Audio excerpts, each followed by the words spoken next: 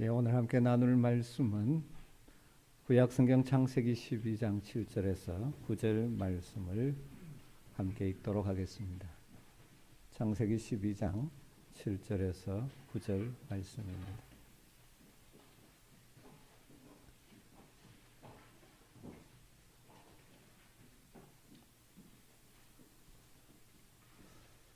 짧은 말씀이니까 우리가 같이 한 목소리로 읽도록 하겠습니다.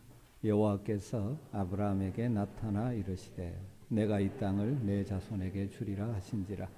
자기에게 나타나신 여호와께 그가 그곳에서 제단을 쌓고 거기서 베델 동쪽 산으로 옮겨 장막을 치니 서쪽은 베델이요 동쪽은 아이라. 그가 그곳에서 여호와께 제단을 쌓고 여호와의 이름을 부르더니 점점 남방으로 옮겨갔더라. 우리가 신앙생활을 시작하면서 가장 먼저 배우는 것이 바로 예배일 것입니다. 그럼 교회를 생각하면 가장 무엇이 먼저 떠오릅니까? 여러 가지 있겠지만 대부분 예배를 생각할 것입니다. 그래서 우리 교회당을 예배당이라고 부르기도 하지 않습니까? 여러분, 예배 생활은 신앙생활의 기본이고 핵심입니다. 그런 의미에서 예배를 아무리 강조해도 부족함이 없을 것입니다.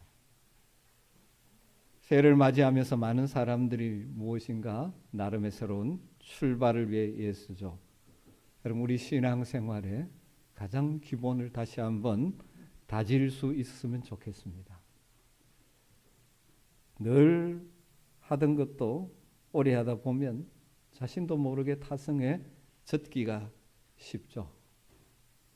마치 나사를 꽉 조아 놓아도 시간이 지나면 헐거워지죠. 그래서 수시로 확인하고 다시 조여줄 필요가 있는 것처럼 우리의 신앙생활도 수시로 점검하고 다시 기본을 확실히 하는 것이 필요합니다.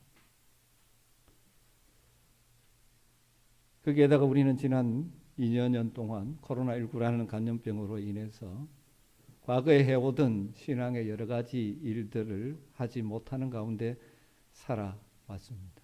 여러분, 이것이 우리의 신앙의 생활을 혹시 느슨하게 하거나 나태하게 만들었다면 다시 한번 우리의 삶을 점검했으면 좋겠습니다. 저는 우리 아멘교회 모든 성도들이 2022년 올 한 해 더 신앙의 기본에 충실하는 한 해가 되기를 간절히 소망합니다. 그래서 기본이 든든함으로 인해서 어떤 일을 만나도 흔들림 없어야 하는 것이죠. 여러분, 기본 중의 기본이 예배 생활입니다. 올 한 해 예배에 승리하시길 주님으로 축원합니다. 올해도 표어가 예배 회복, 감사 회복, 능력 있는 삶입니다. 한번 따라하겠습니다. 예배 회복, 감사의 회복, 능력 있는 삶. 여러분은 어떻게 생각할지 모르지만 저는 이 표를 만들어 놓고 내 머리에서 이런 것도 나오는구나 이런 생각을 했습니다. 참으로 어려운 때지만 우리 성도들이 삶의 현장에서 정말 능력이 있었으면 좋겠습니다. 능력이라는 것이 뭐 대단한 업적을 이루는 것이 아니라 어떤 삶의 환경을 만나도 무너지지 않고 버틸 수 있고 이겨낼 수 있는 그런 능력.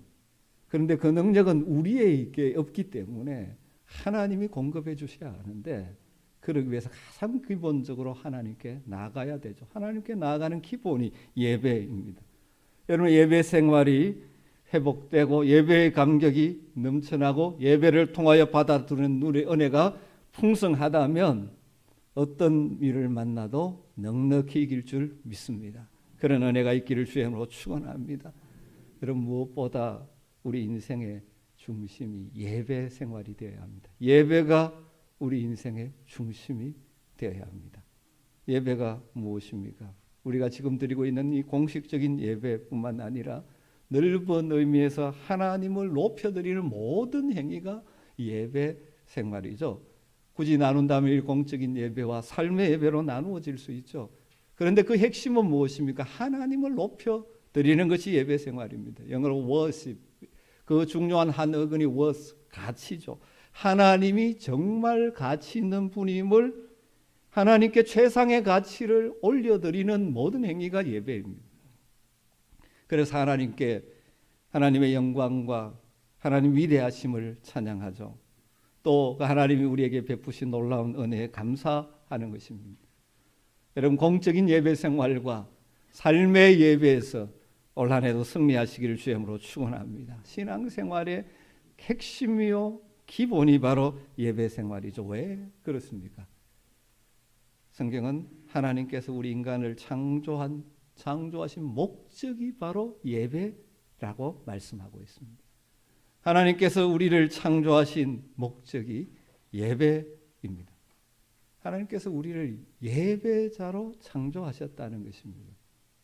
우리가 잘 아는 이사야 43장 7절 말씀을 보면 내 이름으로 불려지는 모든 자 곧 내가 내 영광을 위하여 창조한 자를 오게 하라. 내가 내 영광을 위하여 창조한 자를 오게 하라. 그를 내가 지었고 그를 내가 만들었느니라. 여러분, 왜 우리를 만드셨습니까? 무엇을 위해 만드셨다고 말합니까? 하나님께서 내가 내 영광을 위하여 창조했다고 말씀합니다. 하나님께서 우리를 창조하신 목적 중에 핵심이 우리를 통하여 영광 받으시는 것이죠. 다르게 말하면 예배 받으시는 것입니다. 43장 21절에도 이런 말씀이 있죠. 이 백성은 내가 나를 위하여 지었나니 나를 찬송하게 하려 함이라. 왜 하나님의 백성인 우리를 지으셨습니까? 하나님을 찬송하게 하기 위해서. 여러분, 하나님께서 여러분을 지으신 목적을 따라 살고 계십니까? 하나님께 영광을 돌리고 찬송하는 것, 예배 생활에 여러분 성공하고 계십니까? 두 번째로 하나님께서 우리를 구속하신 목적도 예배하도록 하기 위해서입니다. 하나님을 예배하도록 하나님께만 영광을 돌리도록 창조된 인생들이 안타깝게도 하나님을 배반하고 자기가 하나님의 자리에 올라가려고 했었죠. 창세기 3장의 첫 범죄가 바로 그것이죠. 인간의 근본 죄, 범죄가 바로 무엇입니까? 하나님의 자리에 인간이 올라가려고 하는 것입니다.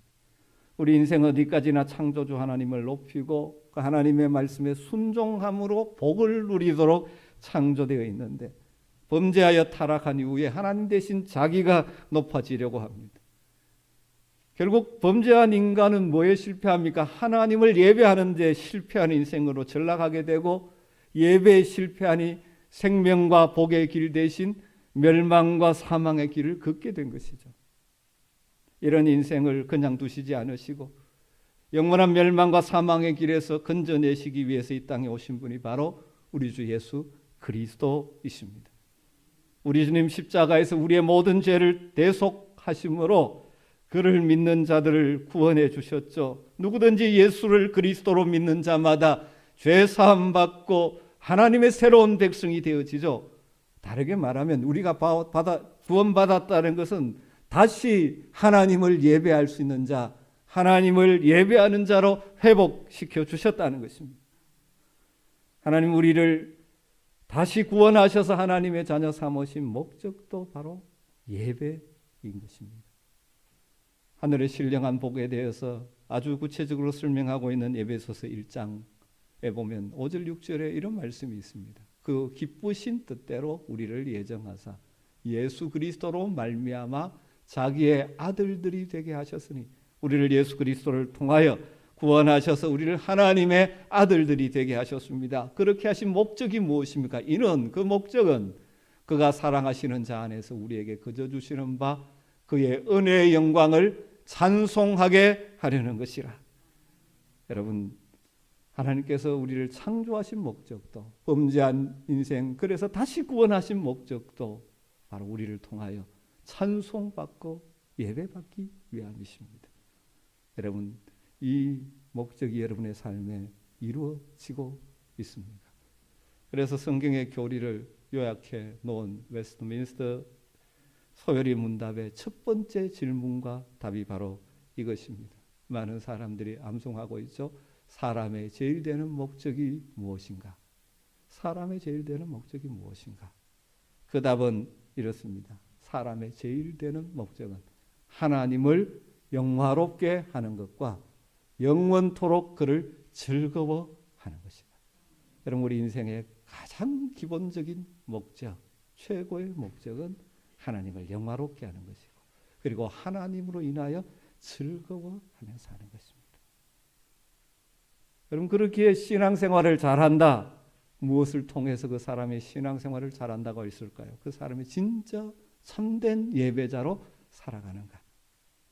단순히 형식적으로 예배 시간을 지키는 차원이 아니라 정말 하나님을 예배 시간마다 높여드리고 하나님을 만나고 삶의 현장에서 무엇을 하든지 죽게 하듯 하는 예배자로 살아가는가? 그럼 올 한해 하나님이 인정하시는, 기뻐하시는 예배자, 그래서 우리를 지으시고 구원하신 그 목적을 이루어드리는 복된 성도들 되시길 주님으로 축원합니다. 예배의 모습이 참 여러 가지가 있지만 두 번째로 생각하고 싶은 것은 예배 중심의 인생을 살아가는 우리의 모델 가운데 한번 우리의 믿음의 조상 아브라함에 대해서 잠깐 생각해 보려고 합니다. 우리는 흔히 아브라함을 믿음의 조상이라고 부르죠. 이 말은 그로 말미암아 하나님의 언약 백성이 시작되었다는 뜻인과 동시에 또한 그의 신앙의 모습은 또한 우리가 따라가야 될 우리의 신앙의 모델이 되기 때문이죠. 그런데 아브라함의 신앙의 요소가 여러 가지 있지만 그 중에 아주 중요한 요소가 예배 생활. 그 당시로 말하면 하나님께 제단 쌓는 삶이었습니다. 오늘 말씀을 보십시오. 아브라함 원래 메소포타미아 지방 갈대아 우르에서 살았습니다. 그러나 영광의 하나님이 그에게 나타나셔서 그를 부르셨죠. 하나님의 부르심에 순종해서 모든 것을 본토 친척 아비 집을 떠나서 따라 나오게 됩니다. 그리고 하나님이 인도하시는 땅, 약속의 땅 가나안 땅에 들어왔죠. 갈대아 우르, 그 당시의 문명의 중심지에서 외곽지로 온 것입니다. 어쩌면 아브라함이 살던 그에 비해서 이 가나안 땅은 훨씬 척박한 땅이었을 것입니다. 하나님께서 불러주셨기에 하나님을 믿는 믿음으로 여기까지 걸어왔습니다. 그가 가나안 땅에 와서 했던 중요한 일이 무엇입니까? 하나님께 제단을 쌓는 일이었습니다. 이것이 바로 그의 삶의 중심이 예배 생활이었다는 것을 보여주는 것이죠. 여러분 7절을 한번 보십시오. 여호와께서 아브라함에게 나타나서 이르시되 내가 이 땅을 내 자손에게 주리라 하신지라. 자기에게 나타나신 여호와께 그가 그곳에서 제단을 쌓고, 가나안 땅에 들어온 아브라함에게 하나님이 또 나타나 주셨습니다. 그리고 뭘 약속하십니까? 이 땅을 내 자손에게 줄 것이다. 그러자 아브라함은 그 하나님께 제단을 쌓았습니다. 제단을 쌓았다는 것은 희생제사를 드렸다는 말이죠. 요즘 말로 하면 우리 주 예수 그리스도의 십자가의 은혜를 의지해서 예배 드렸다는 것입니다. 비록 낯선 땅, 척박한 땅, 그래서 쉽지 않은 삶의 자리에 왔지만 하나님만을 바라보고 하나님 주신 약속을 굳게 붙들고 하나님만을 높여드리고 하나님만을 찬양한 것이죠. 거기서만 그랬습니까? 아브라함이 가나안 땅에 와서 한 곳에 정착하지 않았죠. 그가 유목민이었기 때문에 또 그 땅을 차지하고 있는 원주민들의 세력이 셌기 때문인지 모릅니다. 유목 생활을 하게 됩니다. 그런데 그는 가는 곳마다 옮겨갈 때마다 그곳에 제단을 쌓습니다. 예배를 드립니다. 다르게 말하면 아브라함의 삶에 예배가 늘 중심이 되어 있었다는 것이죠. 8절 말씀에도 나오지 않습니까? 거기서 베델 동쪽 산으로 옮겨 장막을 치니 서쪽은 베델이요 동쪽은 아이라. 그가 그곳에서 여호와께 제단을 쌓고 여호와의 이름을 부르더니, 제단을 쌓고 여호와의 이름을 불렀습니다. 여호와의 이름을 불렀다는 것은 하나님께 감사 찬양하고 하나님께 기도하고 하나님께 예배드렸다는 것이죠. 그럼 아브라함은 늘 그 삶의 아주 중요한 중심 요소가 하나님을 예배하는 삶이었습니다. 특별히 아브라함의 예배 생활의 절정은 무엇보다도 창세기 22장에 나오는 사건이라고 생각합니다. 창세기 22장에서 하나님께서 그의 신앙을 테스트하기 위해서 모리아 산으로 가서 내가 너에게 지시하는 산으로 가서 독자 이삭을 번제로 바치라고 하나님께서 명령하셨습니다. 즉시 그는 믿음으로 순종을 하게 됩니다. 번제단에 이삭을 묶어놓고 칼로 내려치려고 할 때 하나님께서 부르시죠. 아브라함아, 아브라함아. 그리고 굴에 있는 수양을 잡아서 제사를 드리게 되죠. 여러분, 자신보다 소중한 백세에 낳은 너무나 소중한 아들 이삭까지도 하나님이 드리라 할 때 드리는, 그러니까 하나님을 다른 어떤 것보다 더 사랑하고 높여드리는 것이죠. 다르게 말하면 최고의 예배, 최상의 예배를 하나님께 올려드린 것입니다. 저는 아브라함의 예배 생활을 생각하면서 두 가지로 우리에게 적용할 수가 있다고 생각합니다. 첫 번째로, 아브라함은 항상 예배하는 사람이었다는 것이죠. 옮겨갈 때마다 어디에서든지 제단을 쌓았습니다. 여러분, 우리 모두 항상 예배하는 자가 되었으면 좋겠습니다. 공식적인 예배뿐만 아니라 삶의 자리에서도 함께 하시는 하나님을 높이는 삶을 사십시오. 어떤 분들은 한국교회 예배가 너무 많다라는 비판을 하는 경우도 있었습니다. 저도 한때 그렇게 생각했습니다. 어떻게 보면 너무 많아 보입니다. 새벽 예배 드리죠. 주일날 되면 오전에 예배 드리죠. 또 오후 예배도 드리죠. 또 수요일 예배도 드리죠. 금요 기도회도 모이죠. 구역 예배도, 우리는 목장 예배도 보이죠. 너무 많다 보니까 소중함을 잃어버릴 수 있다는 그런 측면에서, 그러다 보니까 타성에 젖는 경우가 있다 보니까 이런 이야기를 한 것이죠. 형식적인 예배를 드릴 바에야 차라리 드리지 않는 것이 좋지 않은가. 하나님도 그렇게 말씀하셨죠. 이사야에서 보면 이스라엘 백성들이 마음이 담겨지지 않는 형식적인 제사를 드릴 때 하나님 너무너무 싫어하셔서 누가 저 성전문 닫을 사람이 없나라고 말씀하실 정도죠. 하나님 그런 예배는 정말 싫어하십니다. 형식적인 예배를 드릴 바에는 차라리 드리지 않는 것이 더 좋을지 모릅니다. 그러나 여러분, 예배의 본질을 잘 지킨다면 횟수가 많으면 많을수록 더 좋은 것이죠. 그럼 형식적인 예배에 대한 예배를 드리지 않는 것이 아니고 예배의 정신을 회복하는 것입니다. 여러분, 얼마나 많은 예배를 드리는 거냐가 중요한 것이 아니라 예배의 정신을 회복하고 삶이, 여러분 삶의 중심이 예배가 되어야 한다는 것이죠. 과거에는 우리 성도님들이 예배를 참 사모했습니다. 여러분, 예배에 대한 사모함이 어느 정도입니까? 여러분, 교회에서도, 여러분의 가정에서도 하나님을 예배하는 예배자가 되기를 주의 이름으로 축원합니다. 예배는 하나님을 만나는 것이고 하나님의 은혜를 덧입는 자리고, 그렇게 하나님을 기쁘시게 하는 삶을 살 때 결국 우리의 영혼을 하나님께서 살게 해주시고 하나님이 다양한 하늘의 복을 우리에게 부어주시는 통로가 되기 때문입니다. 올 한 해 다른 여러 가지 결심도 필요하겠지만 올 한 해 예배 생활에 예배 생활이 풍성하기를 마음에 다시 한번 다짐하면 좋겠습니다. 혹시라도 신앙생활을 오래 해오신 분들 가운데 혹시라도 예배 생활에 게을러져 있거나 나태해져 있는 분은 없습니까? 다시 한번 오늘 성령이 주시는 음성으로 듣고 여러분의 예배 생활을 회복할 수 있게 되기를 주의 이름으로 축원합니다.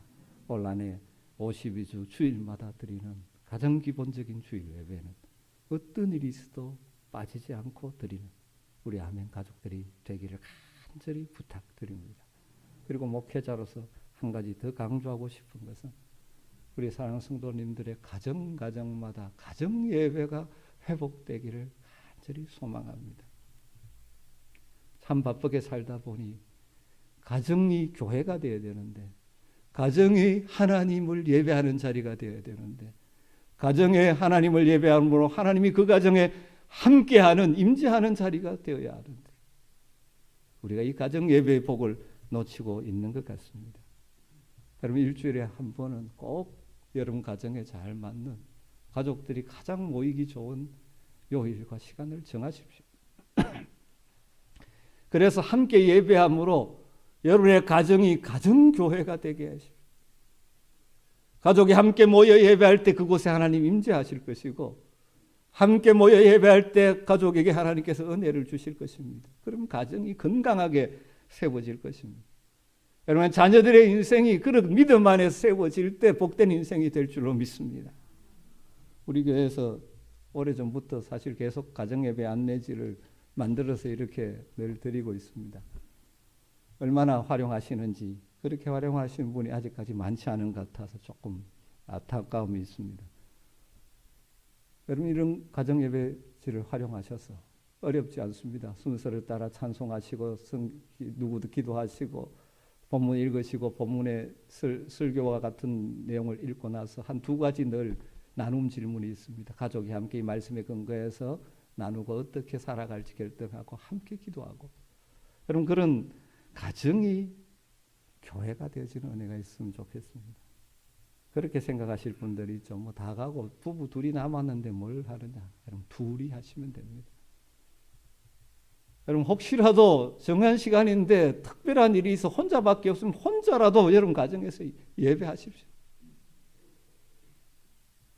특별히 자녀들이 있는 부모님들에게는 부탁을 드리고 싶습니다.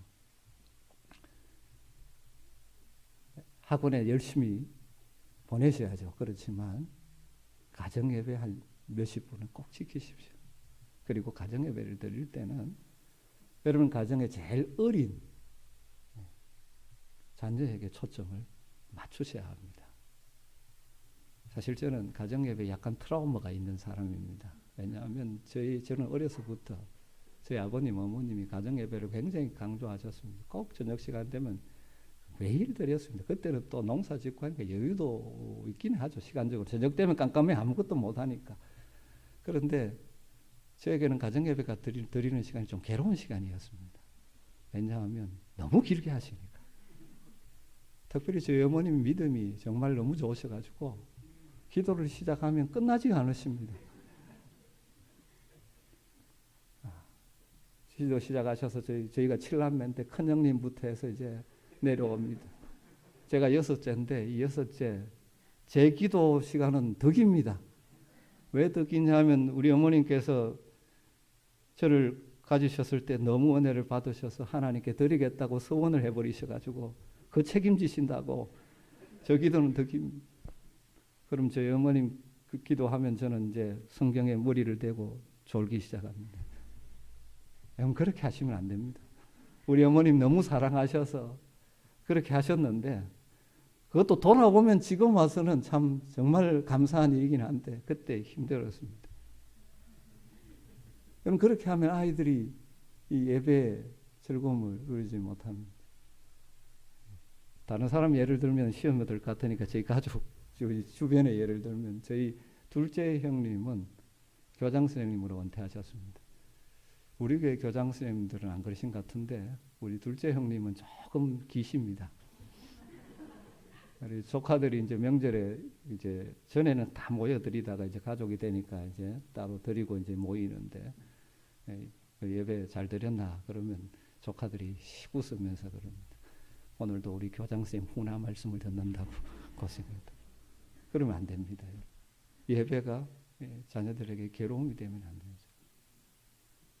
거기에 맞추면 됩니다. 어쨌든 여러분 가정이 교회가 되게 만드십시오. 부부가 함께 기도하며 손잡고 기도하는 부부의 가운데 하나님 더 관계의 회복을 주시지 않겠습니까? 사랑하는 자녀들과 함께 기도하는데 그 자녀들의 인생이 복되지 않겠습니까? 어때 그 자녀들이 억길로 가겠습니까? 여러분 올 한 해 여러분의 가정의 예배를 회복할 수 있는 은혜가 있기를 간절히 주님으로 축원합니다. 두 번째 아브라함의 예배에서 우리에게 적용할 수 있는 것은 아브라함은 말씀드렸지만 최고의 예배, 최상의 예배를 드렸다는 것입니다. 예배를 드릴 때마다 우리는 마음을 모아 최고의 예배를 드렸으면 좋겠습니다. 코로나19라는 감염병이 오래되고 또 그러다 보니까 연세에 있으신 분이나 여러 가지 건강에 조금 위험이 있으신 분들은 어쩔 수 없이 이 현장에 나오지 못하시고 가정에서 영상으로 예배를 드려야 하는 분들도 아직 많이 있습니다. 그러나 그렇게 드릴 때 다 경험하지만 여기 나와서 예배 드릴 만큼 집중하기가 쉽지 않습니다. 그러기에 더 주의해야 되죠. 자칫 잘못하면 그냥 예배 시간 때우고 설교 듣고 예배 드렸다고 착각할 수 있습니다. 하나님은 우리가 영과 진리로 예배하기를 원하십니다. 성령 안에서 우리의 온 영이 반응하여 하나님을 바라보며 드리는 예배. 아브라함은 마지막 독자 이삭을 하나님께 드릴 정도로 최고의 그 최선의 예배를 드렸다는 것이죠. 비록 어려운 환경이 고단한 삶이지만 어디를 가든지 제단을 쌓고 최선의 예배를 드리기 위해서 애썼던 것처럼, 그럼 우리의 예배가 그냥 시간 때우는 예배가 아니라, 목사님 설교 얼마나 재미있게 잘하나, 은혜되나, 그거 쳐다보는 예배가 아니라 정말 찬양할 때, 기도할 때 하나님께 전심을 올려드리고, 비록 부족한 인간이 설교하지만 하나님께서 세우신 목회자를 통하여 내게 말씀하시는 말씀으로 말씀을 받을 수 있는 그런 예배자가 되시길 주님으로 축원합니다. 성경에 분명한 원리는 세 번째로 그러기 때문에 예배 중심의 인생을 살 때 하나님께서 복을 주신다는 사실입니다. 아브라함은 영적으로나 육적으로 복을 많이 받은 사람입니다. 그렇게 풍성한 복을 누릴 수 있던 이유가 무엇입니까? 여러 가지 다 있지만 그 중에 아주 중요한 것은 그가 제단 쌓는 인생, 예배하는 예배 중심의 인생을 살았기 때문입니다. 하나님 예배자 아브라함을 기뻐 받으셨고 내 벗이라고 말씀하시며 그에게 다양한 복을 주셨죠. 여러분 생각해 보면 사실 예배는 아무나 드릴 수 있는 것 아닙니다. 우리가 이렇게 예배를 드릴 수 있다는 자체가 먼저 복받은 것이죠. 여러분 그렇지 않습니까? 예수 그리스도의 십자가의 보혈로 정결된 성도만이, 하나님의 자녀로 거듭난 자들만이 하나님 앞에 나아가 진정한 예배를 드릴 수 있지 않습니까? 우리가 이렇게 모여 하나님을 예배할 수 있다는 것 정말 놀라운 특권입니다. 여러분 하나님 앞에, 창조주 하나님 앞에 모든 것을 주관하시는 하나님을 아버지라고 부르며 예배할 수 있는 이 놀라운 특권이지 않습니까? 이제 예배 자리에 쉽게 나올 수 있는 것 아니지 않습니까? 기본적으로 세 가지 은혜가 있어야 됩니다. 건강이 있어야 되죠. 믿음이 있어야 되죠. 그리고 우리에게 시간이 있어야 나올 수 있는 것 아닙니까? 아브라함이 받은 복의 핵심은 하나님이 아브라함을 부르시면서 그에게 주신 약속의 말씀이 그의 삶에 성취되었다는 것입니다. 하나님이 아브라함에게 약속하셨던 것이 무엇입니까? 창세기 12장 2절 3절에 보면 내가 너로 큰 민족을 이루고 내게 복을 주어 내 이름을 창대하게 하리니 너는 복이 될지라. 너를 축복하는 자에게는 내가 복을 내리고 너를 저주하는 자에게는 내가 저주하리니 땅의 모든 족속이 너로 말미암아 복을 받을 것이라. 너는 복이 될지라. 아브라함이 복 자체가 되었다는 것이죠. 그래서 복이 넘쳐서 주변으로 흘러가는 복의 통로가 되었다는 것입니다. 특별히 아브라함의 복은 그의 후손으로 오신 예수 그리스도를 통하여 모든 족속이 구원을 받게 되는 복의 통로가 된 것이죠. 여러분 그런데 이 복이라는 단어의 어근 가운데 무릎을 꿇는다라는 어근이 포함되어 있다고 합니다. 그럼 하나님 앞에 무릎을 꿇는 것이 예배지 않습니까? 이게 뭐와 연결된다고요? 복과, 진짜 복과 연결된다는. 여러분 제가 복을 이야기할 때 세상 사람들이 이야기하는 그 복을 생각하시면 안 됩니다. 그럼 예배하는 자에게 하나님의 복이 임하는 것입니다. 그래서 시편 기자가 73편 28절에 이렇게 말하죠. 하나님께 가까이함이 내게 복이라. 하나님께 가까이함이 내게 복이라.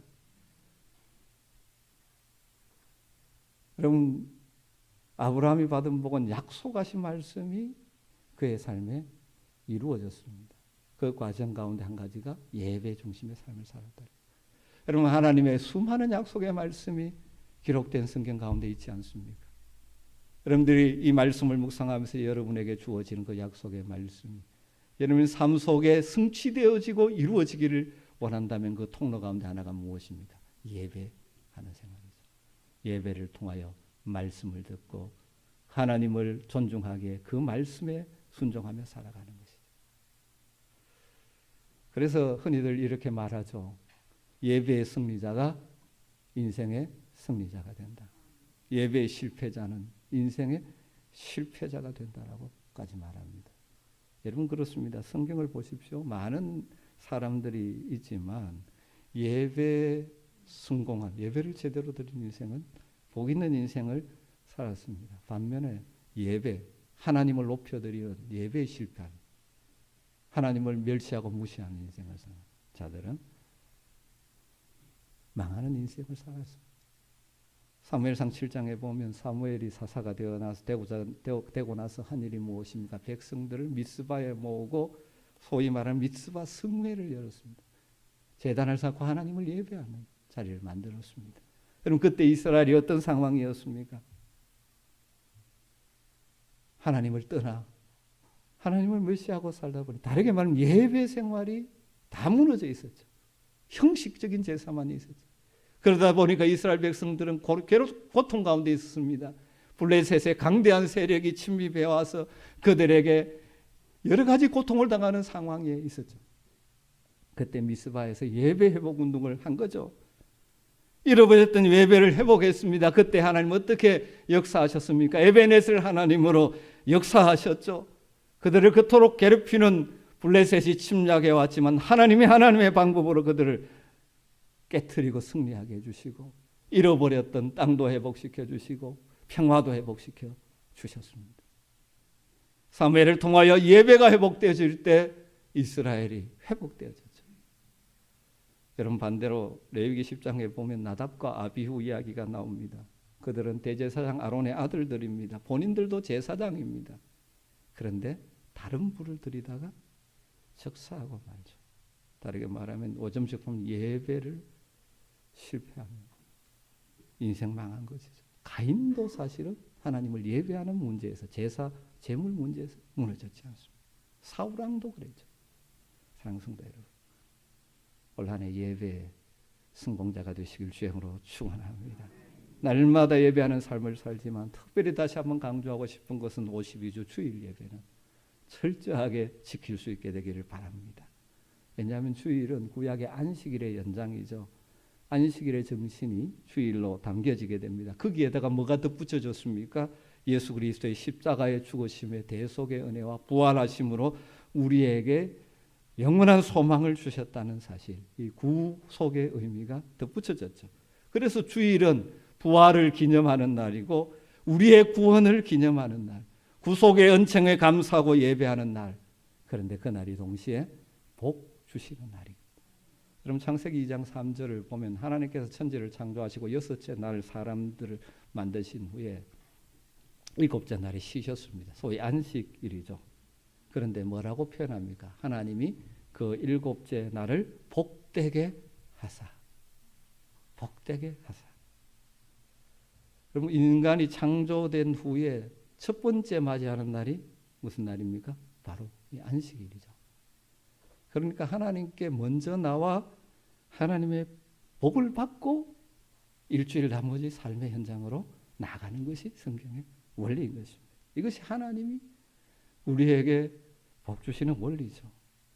그럼 복은 내가 스스로 얻을 수 있는 것 아니지 않습니까? 하나님이 주셔야만 되는 것입니다. 하나님께서 주셔야만 받을 수 있는 것입니다. 그래서 우리가 고백하지 않습니까? 여호와께서 집을 세우지 아니하시면 세우는 자의 수고가 헛되고 여호와께서 성을 지키지 아니하시면 파수꾼의 깨어 있음이 헛되도다. 너희가 일찍이 일어나고 누우며 늦게 누우며 수고의 떡을 먹음이 헛되도다. 그러므로 여호와께서 그의 사랑하시는 자에게는 잠을 주시는도다. 여러분 우리가 나름대로 인생의 집을 세운다고 이리 뛰고 저리 뛰지만 하나님이 세워주지 않으면 어느 순간에 무너져 내리는 것을 경험하지 않습니다. 하나님이 세워주셔야 됩니다. 우리가 우리의 가정을 지키고 우리의 자녀들을 지키고 우리의 인생을 지키겠다고 눈을 부릅뜨고 이리저리 뛴다 할지라도 우리 한계에 벗어난 일들이 얼마나 많습니까? 여러분 힘으로 자녀들을 지켜낼 수 있습니까? 없지 않습니까? 하나님께서 지켜주셔야만 됩니다. 일찍 일어나고 늦게 눕고 땀 흘려 수고하지만 하나님 복을 주시지 않으면 다 빠져나가 버립니다. 헛되게 되는 것입니다. 하나님 우리에게 복을 주시는데 복의 원리 가운데 하나가 무엇입니까? 안식일을 복되게 하셨다. 여러분 주일 하나님을 예배하는 이 날이 우리는 하나님께 영광을 돌리고 하나님을 높여드리는 날인과 동시에 하나님 우리에게 은혜 주시고 복 주시는 날인 것입니다. 말씀을 정리하십시다. 올 한 해 무엇보다도 여러 가지 우리가 결단해야 되지만 예배 생활에 대한 결심이 있었으면 좋겠습니다. 오늘 말씀 우리에게 도전합니다. 예배 중심의 인생을 살자. 예배 중심의 인생을 사십시다. 그래서 하나님을 기쁘시게 하고 또 하나님께서 우리의 상황에 맞아 때를 따라 주시는 은혜와 복을 드리고 올 한 해도 선한 열매로 채워가는 은혜가 있기를 주의 이름으로 축복합니다. 기도하겠습니다.